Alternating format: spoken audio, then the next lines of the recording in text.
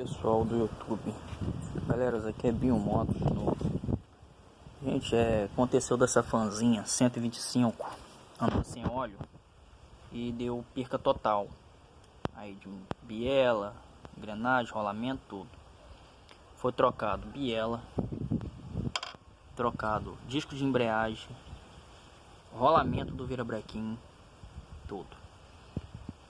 Cabeçote teve que fazer a retífica de novo, sede, guia, válvula, cilindro teve que retificar, pistão,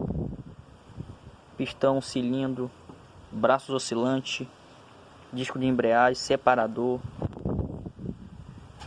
E gente, mesmo tendo feito isso tudo, a moto já passou por 2 mecânicos e nenhum dos 2 mecânicos conseguiu dar jeito. E acabou que no final, gente, o outro mecânico falou que era rolamento na carcaça. Mas eu olhei aqui, não tem folga nenhuma na carcaça.